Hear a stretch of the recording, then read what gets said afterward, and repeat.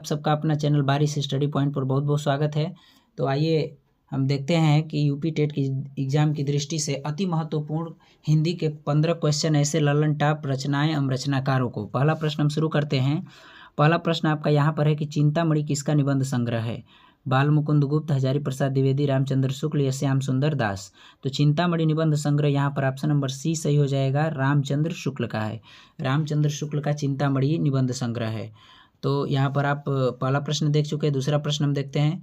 तो दूसरा प्रश्न में हमारा यहाँ पर दूसरा प्रश्न हम देखते हैं, यहाँ पर कह रहा है कि गोदान उपन्यास के लेखक कौन है? जयशंकर प्रसाद हैं, मुंशी प्रेमचंद, जैनेन्द्र या आगे हैं। तो गोदान जो है किसानों का एक त्रासदी महागाथा के रूप में उपन्यास बहुत सामने उभर गया, बहुत फेमस उपन्यास है। तो यहाँ पर ऑप्शन नंबर ए हो जाएगा जयशंकर प्रसाद का। जयशंकर प्रसाद का उपन्यास गोदान है, गबन भी है, रंगभूमि, कर्मभूमि। तो ये तमाम जो उपन्यास हैं ये जयशंकर प्रसाद के हैं, जिसमें गोदान बहुत ही फेमस उपन्यास इनका रहा किसानों के बारे में। तो अगला प्रश्न हम यहाँ पर देखते हैं। 2 नंबर देख लिए। तीसरा नंबर क्या कह रहा है प्रश्न? तीसरा नंबर कह रहा है कामायनी महाकाव्य के रचयिता कौन है? सुमित्रानंदन पंत, निराला जी, जयशंकर प्रसाद या महादेवी वर्मा। तो कामायनी जो महाकाव्य, बहुत बार यह पूछा गया कामायनी महाकाव्य, तो इसके भी रचयिता कौन है? तो जयशंकर प्रसाद ही हैं कामायनी महाकाव्य के रचयिता। तीसरा प्रश्न हो गया। चौथा नंबर पर आप 4 नंबर अब देख सकते हैं। 4 नंबर प्रश्न क्या कह रहा है? 4 नंबर प्रश्न पर हम चलते हैं। 4 नंबर प्रश्न कह रहा है कि कबीरदास है, इनकी रचनाओं का संग्रह किस नाम से प्रसिद्ध है? तो कबीरदास की रचनाओं का संग्रह किस नाम से प्रसिद्ध है? पदावली, सूरसागर, बीजक और ग्रंथ साहिब। तो इनकी 3 रचनाएं हैं। यहाँ पर आप जानते हैं पहले से साखी, और साखी के बाद एक था सबद। साखी के बाद क्या था? साखी के बाद सबद, और तीसरा था रामायणी। तीसरा क्या था? रामायणी। तो तीसरा रामायणी इनका था। तो साखी, सबद, रामायणी, इन तीनों को एक ही रचनाओं में संग्रह कर दिया गया, जिसका हम बोलते हैं बीजक। तो बीजक नाम से कबीरदास की रचनाओं को संग्रहित किया गया। तो आप बिल्कुल इसे याद रखेंगे। अगला प्रश्न की तरफ चलते हैं। तो अगला प्रश्न है कि यामा जो है, यामा के लिए किसे ज्ञानपीठ पुरस्कार मिला था? यामा रचना महादेवी वर्मा, चौहान जी, यशो मीराबाई, अमृता प्रीतम। तो यामा के लिए यहाँ पर ऑप्शन नंबर ए सही हो जाएगा, महादेवी वर्मा को ज्ञानपीठ पुरस्कार मिला था।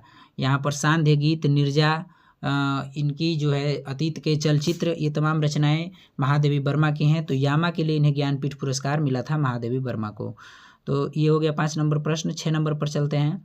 प्रश्न नंबर 6 क्या कह रहा है? प्रश्न नंबर 6 कह रहा है कि रामचरितमानस की भाषा क्या है? ब्रज भाषा है कि अवधी है, खड़ी बोली, भोजपुरी। जो रामचरितमानस का पाठ हम घर में करते हैं, तुलसीदास द्वारा रचित रामायण, तो यह किस भाषा में रचा गया है? तो यह अवधी भाषा में रचा गया है। रामचंद्र शुक्ल ने इसे हिंदी का महाकाव्य कहा है।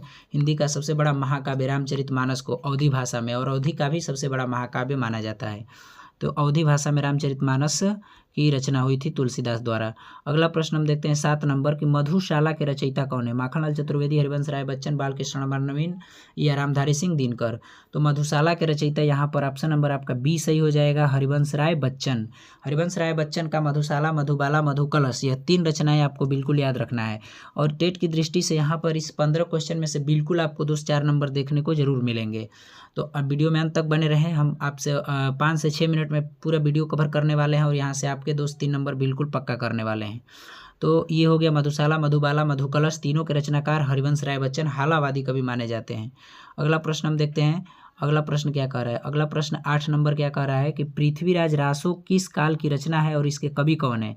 भक्ति काल कबीरदास की रचना, आदि काल चंद्रबरदाई की, रीति काल बिहारी की, आधुनिक काल भारतेंदु।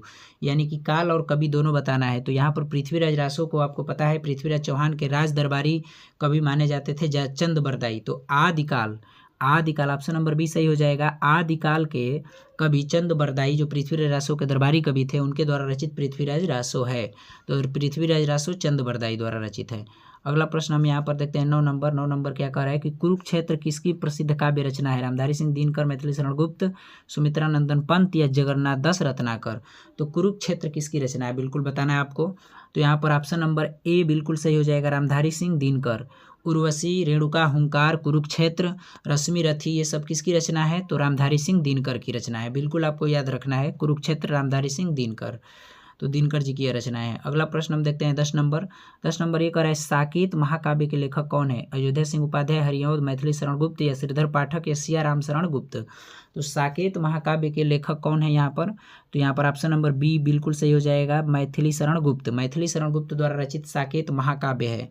तो बिल्कुल आपको यहाँ यह प्रश्न याद रखना है।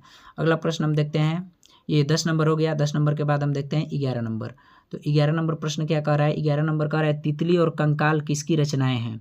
तो तितली और कंकाल किसकी रचनाएं? प्रेमचंद, जयशंकर प्रसाद, नागार्जुन और फणीश्वरनाथ रेणु। तो तितली और कंकाल किसकी रचनाएं हैं? तो यहाँ पर जयशंकर प्रसाद की रचनाएं हो जाएंगी। जयशंकर प्रसाद से बहुत क्वेश्चन आते हैं, तो इसीलिए हमको ज़्यादा लिया है कि तितली और कंकाल, इरावती, यह सब तीनों रचनाएं किसकी है? जयशंकर प्रसाद की रचनाएं हैं। और कामायनी इनका महाकाव्य याद रखना है आपको। अगला प्रश्न 12 नंबर हम देखते हैं। 12 नंबर क्या कर रहा है कि अंधा युग नाटक के लेखक कौन है? भारतेंदु हरिश्चंद्र, मोहन राकेश, धर्मवीर भारती, लक्ष्मी नारायण लाल। तो अंधा युग नाटक, ये बिल्कुल आपको ललन टॉप क्वेश्चन है। सी नंबर हो जाएगा सही ऑप्शन, धर्मवीर भारती। धर्मवीर भारती की रचना जो अंधा युग है, उसके बाद ठेले पर हिमालय, सूरज का 7वां घोड़ा, ये तीनों रचनाओं बिल्कुल आपको धर्मवीर भारती के लिए याद रखना है। तो अंधा युग किसका रचना है? धर्मवीर भारती का। अगला प्रश्न हम देखते हैं यहाँ पर 13 नंबर। 13 नंबर कह रहा है कि मैला आंचल किसका प्रसिद्ध आंचलिक उपन्यास है? मैला आंचल बहुत ही प्रसिद्ध उपन्यास हुआ। यह प्रेमचंद का है कि रेणु का है कि अमरकांत यशपाल? तो प्रेमचंद या फणीश्वरनाथ रेणु, अमरकांत या यशपाल, किसकी रचना है मैला आंचल?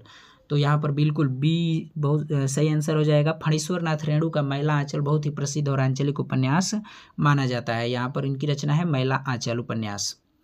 अगला प्रश्न है यहाँ पर 14 नंबर की बिहारी सतसई के लेखक कवि बिहारी जी हैं, ये किस काल के कवि हैं? तो बिहारी सतसई मात्र बिहारी की एक ही रचना है, वो किस काल के थे? आदिकाल, भक्तिकाल, रीतिकाल या आधुनिक काल? तो बिहारी कवि रीतिकाल, सी बहुत बिल्कुल सही आंसर हो जाएगा आपका कि रीतिकाल के सर्वश्रेष्ठ कवि माने जाते हैं कौन? बिहारी जी। इनकी रचना कौन सी है? तो बिहारी सतसई। तो यहाँ पर 14 नंबर हो गया। लास्ट प्रश्न हम देखते हैं 15 नंबर की परमाल रासो यानी आल्हा खंड के रचयिता कौन है? जगनिक, नरपति नाला, भट्ट केदार या सारंगधर। तो परमाल रासो को आल्हा खंड भी कहा जाता है। 2 वीर सरदारों की गाथा इसमें वर्णित है। तो परमाल रासो यानी आल्हा खंड किसके द्वारा? बिल्कुल बी ऑप्शन बिल्कुल सही हो जाएगा, नरपति नाला द्वारा रचित आल्हा खंड है। तो आई होप आपको बिल्कुल अच्छे तरीके से समझ में आया होगा। अगर वीडियो अच्छा लगा हो तो लाइक, सब्सक्राइब, शेयर, कमेंट जरूर कीजिएगा। धन्यवाद।